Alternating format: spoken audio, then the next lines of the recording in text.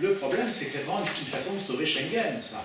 Parce que tout ça ne s'entend que pour refouler les gens, enfin toujours dans le cadre du contrôle des frontières extérieures de l'Union. Ça ne concerne pas des éventuels contrôles aux frontières intérieures qui restent prohibés.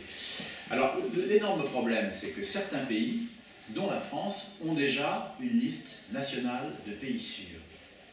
Et en réalité, cette liste européenne, qui va être beaucoup plus courte, a vocation, et j'en ai la preuve que là encore, je me suis fait élire rapporteur fictif, donc j'ai accès à tous les documents, cette liste européenne a vocation, dans les 3 ans qui viennent, ça va être très rapide, à remplacer complètement les listes nationales. Bien sûr. Alors, pour vous donner une idée de ce que ça veut dire, exemple, la liste du Royaume-Uni.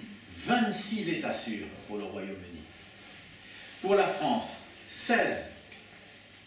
La liste européenne, 8, voire 9 maximum. Vous voyez un peu la différence? 2 fois moins que la liste française. Et donc, ça veut dire que, là encore, on nous vend de la poudre aux yeux.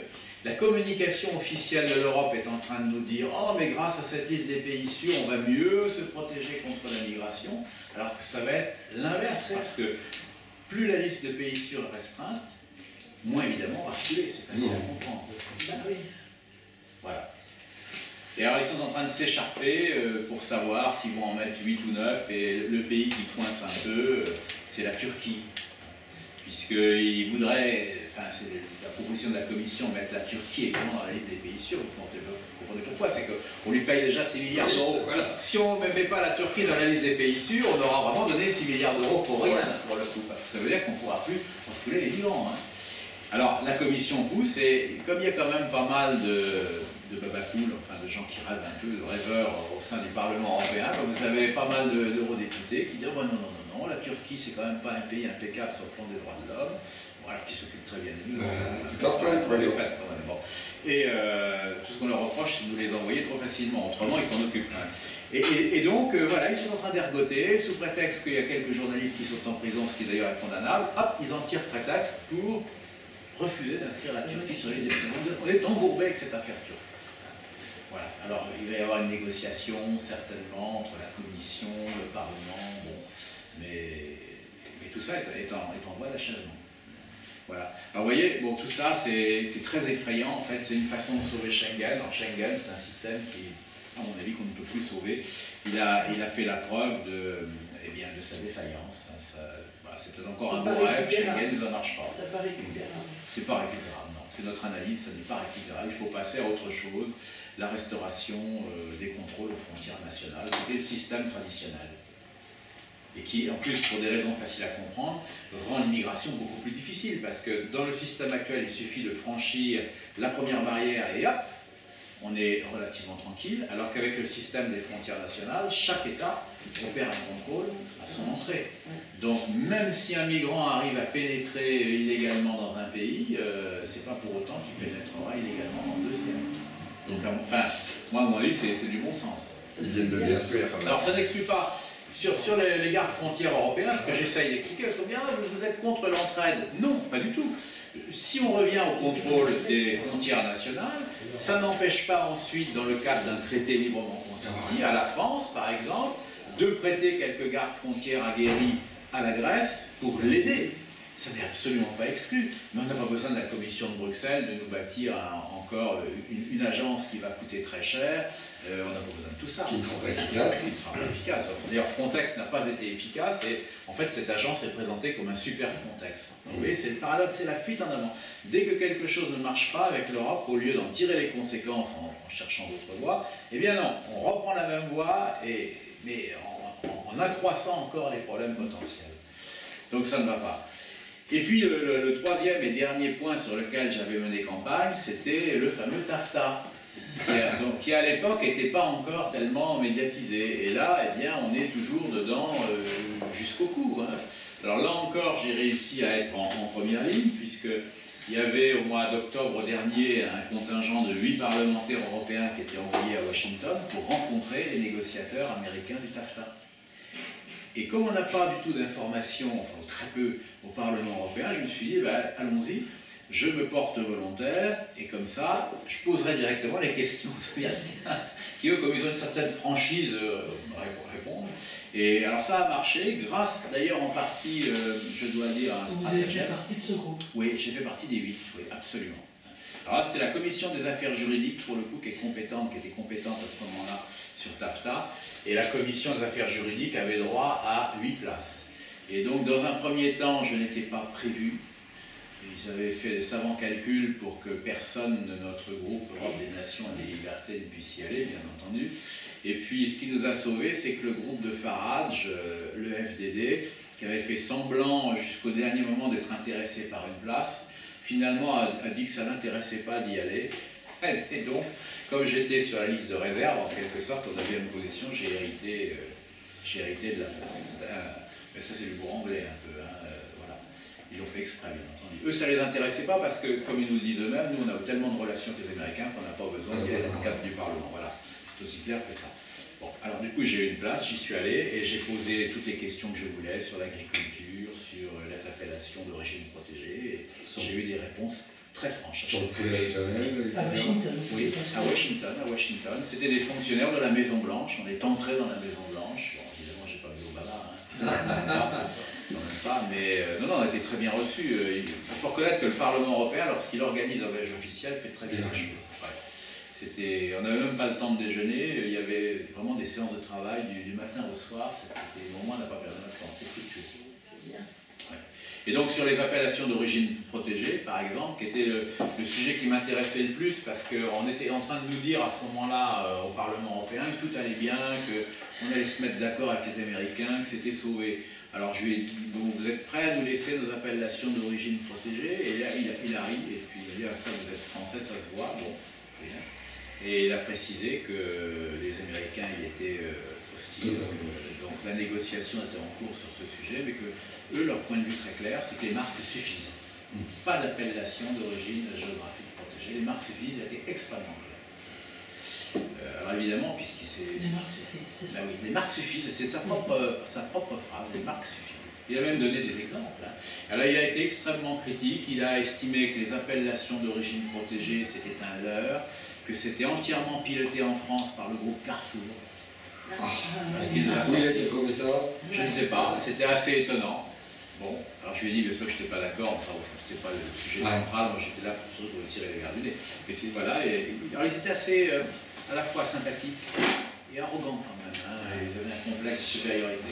Et il a enfoncé le clou en me disant, alors devant le reste de la délégation, ça faisait bien, que de toute façon, il s'était aperçu en discutant avec nos négociateurs européens qu'il n'y avait que 8 pays sur 28 qui étaient attachés aux appellations d'origine protégée.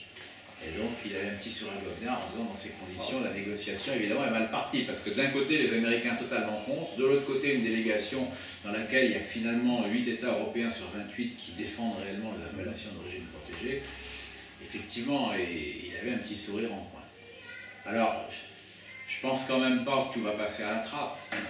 Je pense que ces 8 États, quand même, il va falloir leur donner un dos à ronger. Donc, je suppose que, mais ça, c'est ce que je pense, je suppose que la solution vers laquelle... oui, alors, il y avait par exemple le Royaume-Uni, alors pour l'Écosse d'ailleurs, au sein du Royaume-Uni, c'est l'Écosse, parce qu'ils ont une espèce... Alors, on croit rêver, mais il y avait une école écossaise qui était là, qui n'arrêtait pas de nous parler d'une appellation d'origine protégée, j'ai jamais entendu, c'est une espèce de... Enfin, moi je disais en riant, c'est une panse de brebis farcie, ouais, c'est proche. C'est connu. Oui, c'est quelque chose que j'ai jamais mangé. Tu l'as jamais goûté? Alors c'est une appellation d'origine protégée parce que là, elle voulait défendre ça vraiment bec et ongle. Je sais que les Écossais ont très peur que les Américains se mettent à en produire à échelle industrielle et envahissent ce marché. Bon, c'était assez comique. Il y a les Italiens, bien sûr, il y a les Grecs, et puis alors le reste, j'ai oublié de mémoire, c'était ceux-là surtout qui se manifestaient ce jour-là. Mais je crois volontiers ce que dit le négociateur américain, 8 sur 28, ça me semble assez réel. Et l'Allemagne? Alors, écoutez, j'ai pas l'impression, parce qu'il y avait un Allemand, et il ne s'est pas du tout manifesté. Alors, qu'est-ce que ça veut dire? Est-ce que ça veut dire que l'Allemagne n'est pas attachée à ça plus que ça? Est-ce que c'est diplomatique aussi parce que c'était un Allemand mais qui était représentant du principal groupe, le PPE, donc avec un poids très important? Il n'a peut-être pas voulu se mouiller, surtout j'étais là, pas voulu dévoiler les batteries, c'est bien possible. Mais c'était passionnant parce que sur les 8, on était très peu à parler en réalité. Sur les 8, je dirais qu'on était peut-être la moitié, 4 à parler. Et puis les Allemands parlaient très peu. L'allemand parlait très peu. J'ai un cousin qui était avocat. Il y avait un Bulgare aussi qui parlait très peu. Les négociations sur le TAFTA sont prévues pour durer jusqu'à quand? Alors, au début, il était question que l'on signe définitivement le TAFTA fin 2016. Et pendant longtemps, jusqu'à l'année dernière, on nous disait encore que c'était l'objectif. Jusqu'en 2015, encore c'est l'objectif. Et puis là, de l'avis général, ça n'est plus possible. Et les Américains sont d'accord d'ailleurs. Je leur ai demandé si, alors moi c'était fin 2015 encore, hein, à cette époque, côté européen, on nous disait toujours l'objectif c'est fin 2016. Et quand on leur a posé la question de façon assez pragmatique, ils ont dit non, on pense que ça ne sera pas possible.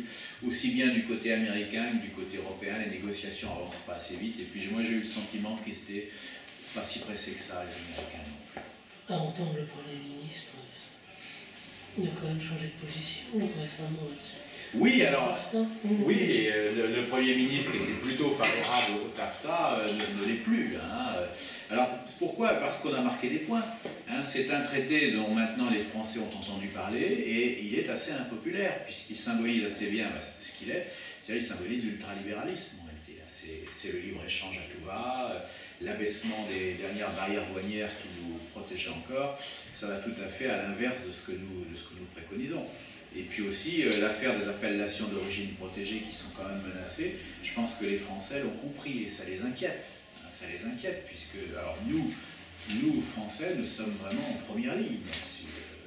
On a énormément d'appellations d'origine protégée et on a vraiment tout à perdre, hein, tout à perdre.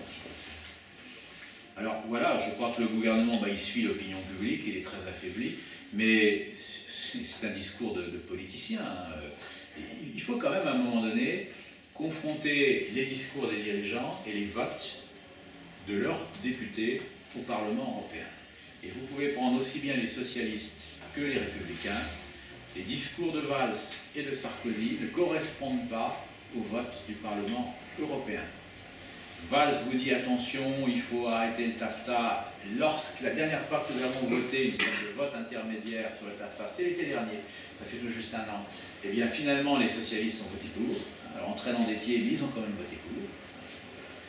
J'y vois quand même une petite contradiction. Et alors chez les républicains, là c'est la duplicité totale. Sarkozy qui nous fait des rodomontades et qui a l'air de dire qu'il faut restaurer la souveraineté nationale, franchement, comment peut-on encore croire à telle manière? Puisque alors, les députés républicains sont des féroces ultra-libéraux. Eux, ils sont pour le TAFTA, dans sa version la plus dure, hein, puisqu'ils étaient même d'accord avec le tribunal d'arbitrage qui avait pris en aide. Le tribunal d'arbitrage sur une justice privée qui aurait pu condamner les États. Ça, les députés européens du Parlement, les députés républicains du Parlement étaient pour ouvertement. Hein. Et à mon avis, ils le sont toujours. Donc il faudrait quand même que Sarkozy, à un moment donné, accorde son discours à la réalité de son parti. Ou alors, c'est de la politique politicienne, qu'on raconte n'importe quoi pour avoir des voix et ensuite on fait le contraire. Une spécialité de monsieur. C'est une spécialité déjà de M. Sarkozy, M. Hollande aussi. Bon. Alors nous, nos votes sont en relation avec notre discours. Et bon, c'est ce qui fait, je crois, l'honneur de la façon dont on fait de la politique. Voilà, donc vous voyez, un programme très chargé. Je pourrais aussi vous parler d'un scandale qui m'est cher, puisque là encore j'étais en première ligne, qui est le doublement du nombre des juges de la Cour de justice de l'Union européenne. Alors ça paraît être une petite affaire, mais c'est énorme quand même, parce que de quoi s'agit-il? Pour l'instant, la Cour de justice de l'Union européenne a 28 juges, un par État membre. Quand les Britanniques partiront, ils n'auront plus que 25. Alors, le président de la Cour, qui était un grec à l'époque, M. Skouris, s'est plaint de ce qu'ils étaient débordés, etc. On nous a donné des tableaux avec des chiffres, etc., pour montrer la montée en puissance, en nombre d'affaires de la Cour. Et puis, comme je suis un homme pragmatique et prudent, j'ai tout de suite flairé un autre, parce qu'il demandait de multiplier le nombre de juges par 2. Il voulait passer de 28 à 56. C'est quand même assez étonnant. Donc j'ai demandé, moi, à auditionner les juges, tout simplement, pour savoir, entendre de vive voix les juges. Alors, pas le président Skouris, qui est très impopulaire, mais les juges de base, ceux qui jugent vraiment. Voilà, bon. Alors, on n'a pas pu nous refuser, on est quand même des parlementaires. Demander à auditionner les juges pour une réforme de la justice, ça paraît quand même légitime. Donc ça s'est fait. Et à ma grande surprise, alors à l'époque, cette audition remonte juste avant la création de notre groupe, il y avait donc deux types de réunions. Il y avait des réunions techniques qui étaient réservées au groupe, donc à l'époque le Front National en était exclu, et les réunions politiques qui étaient ouvertes bien sûr à tous les députés membres de la commission concernée. Et ils avaient tellement peur que j'interroge les juges qu'ils ont prétendu que c'était une réunion technique. Donc quand je me suis présenté à l'entrée de la salle, on m'a dit non, c'est purement technique, vous ne pouvez pas entrer, puisque à l'époque notre groupe n'était pas encore tout à fait constitué. Alors c'était évidemment un abus de pouvoir, puisque la réunion technique, ça ne concerne qu'à réunir des gens qu'on appelle des coordinateurs pour se mettre d'accord sur l'ordre du jour de la prochaine séance, c'est tout. Là c'était pas ça, il s'agissait d'auditionner les juges pour se faire une opinion sur une réforme. Donc je suis entré quand même en jouant un peu des coups. C'était un peu surréaliste quand même. Les apparaîteurs essayaient de m'empêcher le passage. Je suis rentré quand même. Bon, ils m'ont quand même pas brutalisé, heureusement. Et donc j'ai pu interroger les juges. Et pourquoi pensez-vous qu'ils voulaient m'interdire le passage? Parce que quand j'ai demandé aux juges, de combien de juges supplémentaires avez-vous besoin à votre avis? Vous savez ce qu'ils m'ont répondu? 0. Ah. Ils m'ont expliqué qu'avec l'informatisation, avec une réorganisation des méthodes de travail, etc., 28 juges, c'était suffisant. Sauf qu'il n'y a jamais eu aucun compte-rendu officiel de cette séance, parce que c'était une séance confidentielle. Donc, contrairement à l'usage, qui n'a pas été filmé, avec aucun compte-rendu officiel, etc. Alors, comme les autres parlementaires n'ont pas trop communiqué là-dessus, sauf un député du centre, M. Marinho Pinto, un Portugais, qui très courageusement a été outré par ce qu'il a entendu. Alors Pinto lui a dit, mais pourquoi voulez-vous doubler le nombre de juges, puisque les juges eux-mêmes nous disent qu'il y a besoin de rien. Effectivement, c'était la question que je posais depuis le début. Donc il a fait un peu de ramdam, Pinto. Et évidemment, le ramdam qu'il a fait avait plus de portée que le mien, parce que lui était le rapporteur de ce projet. C'est-à-dire que le rapporteur s'est retourné contre son propre projet à la suite de l'audition. C'était énorme. Eh bien, que croyez-vous qu'il s'est passé? Rien. Le doublement du nombre de juges a été voté comme un seul homme par les grands groupes, le PPE, donc les sarkozystes, les socialistes, etc. Donc il s'agit de distribuer des fromages, disons-le très clairement. On crée 28 postes de juges supplémentaires, avec tout le staff autour, bien sûr. Ça représente, alors chaque juge nous coûte, c'est des chiffres tout à fait officiels, 1 million d'euros et par an. Tout compris avec ces frais de fonctionnement, etc. Donc ça fait 28 millions d'euros par an en pure perte, puisqu'on sait absolument que ça ne sert à rien. Alors, récemment sur le site Atlantico, il y a quelqu'un qui a fait un article assez moqueur pour dire que manque de chance en plus, le volume d'affaires a diminué depuis qu'on a décidé de doubler le nombre de juges. C'est vraiment l'armée mexicaine. L'auteur nous décrit les juges en train d'attendre pratiquement que les affaires arrivent. Alors bon, on peut en rire, mais vous voyez qu'il n'y a rien à attendre de l'Union européenne. Rien du tout. Rien du tout. C'est un organisme qui est une oligarchie. Ça n'a rien de démocratique. Le Parlement n'est là que pour donner un alibi, un petit vernis démocratique. Mais en réalité, les décisions se prennent à l'extérieur, notamment à l'initiative de la Commission de Bruxelles, qui est un organisme qui n'est pas élu. Lorsque les parlementaires rechignent, essayent de faire leur travail, il y a des pressions terribles qui sont exercées sur nous. Alors, sur le Front National, c'est carrément des menaces, y compris des menaces d'ordre judiciaire. Moi, j'étais en première ligne dans l'affaire des assistants fictifs. Oui, voilà, oui. Bien sûr, on a prétendu que mon assistant était fictif, qu'il travaillait à Nanterre, etc. Alors que manque de peau, je loue une permanence en Ille-et-Vilaine et il travaille en Ille-et-Vilaine, donc c'est quand même assez difficile d'être à la fois en Ille-et-Vilaine et en Nanterre. Donc l'affaire a fait pchit très rapidement. Mais tout a été balancé à la presse. Pourquoi? C'est pour faire pression. Vous avez combien d'assistants parlementaires? Alors en tout, j'en ai 3. Vous en avez 3, oui. Ouais, j'ai pas les moyens d'en avoir plus. J'ai trouvé que le week-end dernier, j'ai rencontré des assistants parlementaires de Strasbourg. Oui, bien sûr. Il était venu lors d'une réunion. Bien sûr. Bien sûr, et ils sont tous les trois à leur poste de travail, donc j'ai été innocenté, mais vous savez, c'est toujours comme ça dans ces cas-là. Comme il s'agissait de faire de l'intimidation, l'accusation a été lancée d'ailleurs contre toutes les règles européennes, hein, par M. Schulz. Normalement, c'est l'OLAF, l'Office de lutte antifraude, qui est saisi de ce genre d'affaires, qui travaille dans la discrétion pour respecter la présomption d'innocence. Au lieu de ça, Schulz a tout lancé dans la presse, nous a présenté comme des coupables, a balancé nos noms. Hein. C'est quand même incroyable, mon nom a été balancé. Et finalement, l'affaire a fait pchit au bout de 3 mois. Il semblerait pourtant que Jean-Marie Le Pen soit le premier à... C'est le seul. C'est le seul. Mais attention, il se défend, hein. On peut lui faire confiance, il va se défendre. Nous avons subi les retombées de cette affaire au conseil municipal le vendredi d'hier. Ah oui. Au conseil municipal, la maire adjointe, Mme Mahé, a pris la parole. Elle parlait de Gauthier Boucher, qui est notre collaborateur à la région, oui. Et en amenant le cas sur les députés européens qui sont accusés, vos collaborateurs. Oui, mais qui sont accusés et condamnés. Mais eux, c'était comme si c'était une accusation déjà. Voilà. Alors moi, je peux vous dire que j'ai été blanchi très rapidement, au bout de 3 mois, par un courrier qui m'est arrivé le 27 juillet 2015.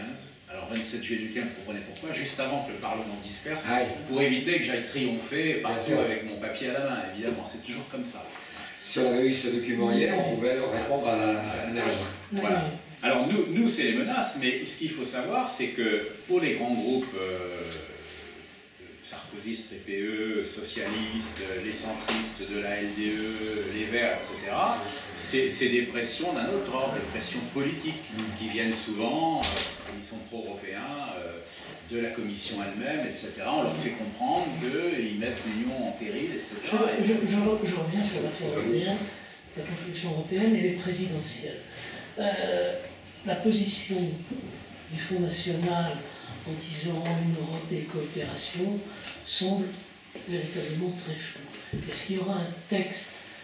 On n'arrive pas à déterminer s'il y a une opposition fondamentale du Front à toute forme de construction européenne ou non.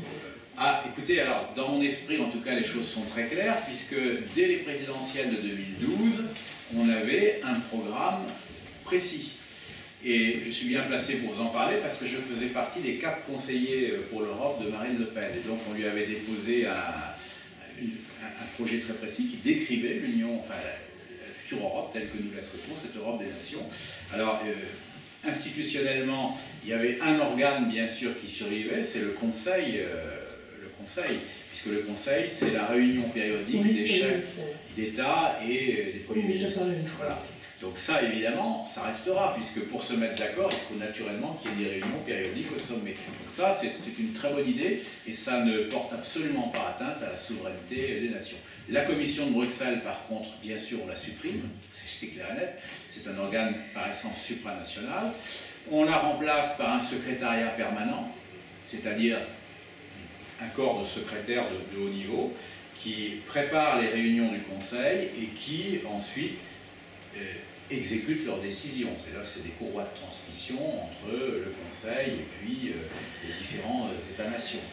Donc des sortes, si vous voulez, de diplomates, mais qui ne sont que des exécutants. Donc on appellerait secrétariat permanent pour bien montrer que c'est juste un organe d'exécution et bien sûr pas du tout de monopole de l'initiative.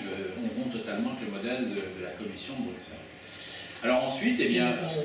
Alors, le Parlement, bien sûr, c'est les parlements nationaux qui joueraient naturellement le rôle essentiel dans notre schéma.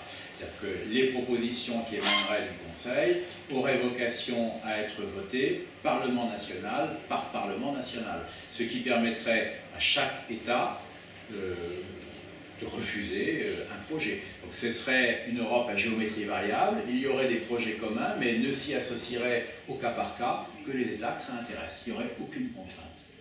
Et c'est pour ça que ça peut marcher, à mon avis. D'accord. Et donc, en fait, ça, ce programme de 2012, oui. On considérait qu'il est toujours de là pour 2010. Ah ben, il est toujours valable, oui. Moi, j'en parle avec mes camarades députés des autres nations, puisque nous sommes 9 nations maintenant au sein de l'Europe des nations et des libertés. Et c'est bien ce modèle très souple qui a leur agrément. Oui, bien sûr. Dans ces groupes, vous avez parlé du groupe de l'UKIP. Un groupe, je dirais, donc, anti-euro. Il n'y a pas un troisième groupe, non, au Parlement européen qui serait aussi... Qui est un petit peu eurosceptique. Oui, il y a l'ECR. L'ECR, alors c'est le groupe dans lequel siègent les conservateurs britanniques. Voilà. Exactement. Donc ils sont eurosceptiques, mais beaucoup moins quand même que les deux autres qu'on a cités, parce que le point commun entre le FDD de Farage et notre groupe ENL, c'est que nous sommes clairement pour que les États reprennent leur souveraineté. On est en fait contre le modèle de l'Union européenne. Dans le cas de CR, c'est pas aussi clair que ça. C'est un groupe qui vote assez souvent pour les propositions de la Commission de Bruxelles. Moi, je trouve que leur discours est assez ambigu, personnellement. Alors, on a de bonnes relations personnelles avec eux, mais sur les sujets, sur les votes importants, ils nous manquent souvent, ils nous font défaut. Voilà.